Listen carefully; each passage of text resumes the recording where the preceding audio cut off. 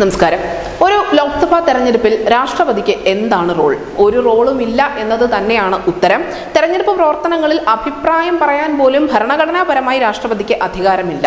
എന്നാൽ ഒഡീഷയിൽ രാഷ്ട്രപതി ദ്രൗപദി മുർമു ഒരു തെരഞ്ഞെടുപ്പ് പ്രചാരണ വിഷയം തന്നെയാണ്. പ്രത്യേകിച്ചും രാഷ്ട്രപതിയുടെ സ്വന്തം മണ്ഡലമായ മയൂർഭഞ്ച് ലോക്സഭാ മണ്ഡലത്തിൽ. ഇവിടെ തെരഞ്ഞെടുപ്പ് പ്രചരണത്തിനെത്തുന്ന പ്രധാനമന്ത്രി നരേന്ദ്രമോദിയും ആഭ്യന്തരമന്ത്രി അമിത്ഷായും മാത്രമല്ല ഒഡീഷയിലെ ഏറ്റവും താഴെ തട്ടിലുള്ള BJP നേതാക്കൾ വരെ ആവർത്തിച്ചു പറയുന്ന ഒരു പ്രസ്താവനയുണ്ട്. ഒഡീഷയുടെ മകളെ ഞങ്ങൾ രാഷ്ട്രപതിയാക്കിയിരിക്കുന്നുവെന്ന്. ആദിവാസി വിഭാഗത്തിൽ നിന്നുള്ള ദ്രൗപദി മുർമുവിനെ രാഷ്ട്രപതിയാക്കിയതോടെ ആദിവാസി വോട്ട് തങ്ങൾക്കൊപ്പം നിൽക്കുമെന്നുള്ള അടിയുറച്ച ആത്മവിശ്വാസം BJPക്കുണ്ട്.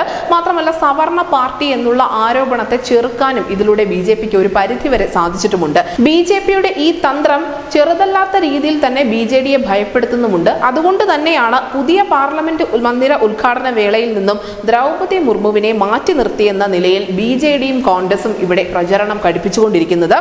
ആദിവാസി ഭൂരിപക്ഷമുള്ള ഒരു ജില്ലയാണ് ഈ മയൂർഭഞ്ച് എന്ന് പറയുന്നത്. ജൂൺ 1-ാം തീയതിയാണ് മയൂർഭഞ്ച് പോളിംഗ് ബൂത്തിലേക്ക് പോകുന്നത്. ഒഡീഷ ജാർഖണ്ഡ് അതിർത്തിയിലുള്ള ഒരു ജില്ലയാണിത്. സാന്താൾ ആദിവാസി വിഭാഗമാണ് ഇവിടുത്തെ പ്രബല വോട്ട് ബാങ്ക്.